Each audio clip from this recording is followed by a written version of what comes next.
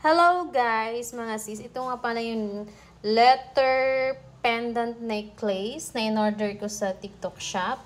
Ngayon guys, na-curious kasi ako mga iba na binabad nila sa Sonrox. Now, let's do it. Try nating ibabad sa Sonrox. Kasi ito, 1 year na sa akin guys ha. And na-swimming ko na to. And look at now. Last year ko to binili. And ngayon, grabe, sobra pa rin yung kinang. Now, ibabad natin siya sa Sonrox. Ayan guys, let's babad sa Sonrox. Ito na yan ha. Then, bubuhusan na natin ng Sonrox. Ayun, konti lang. Pag yan guys nag-fade at pag nag-fade yan, magba-black yan. Ito, magba-black siya.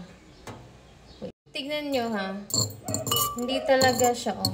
Kasi pag yung ano niya, yung kinang niya is yung plated niya is manipis lang. Automatic po yan magi-green color yung water.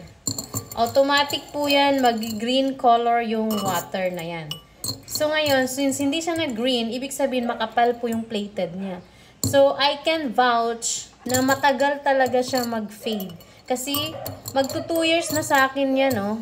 R yan kasi Rowena po ang aking pangalan. So, grabe siya, no?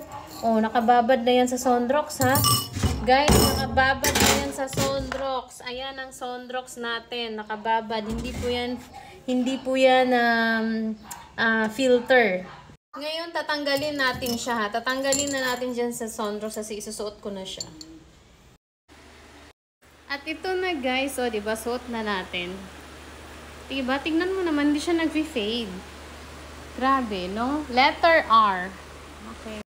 At iyan naman ang letter E ng aking daughter. Look at that.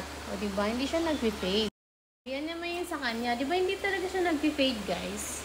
Kaya, ano pang hinintay nyo mga mi? I can vouch na ito lang talaga ang dapat nyong bilhin. Kasi, tiwalang-tiwala na ako sa kalidad ng chain na to. Grabe talaga. Hindi talaga siya nag-fade. Unlike nung mga iba kong binili sa TikTok shop, grabe. Pagka-receive ko pa lang, itim na agad.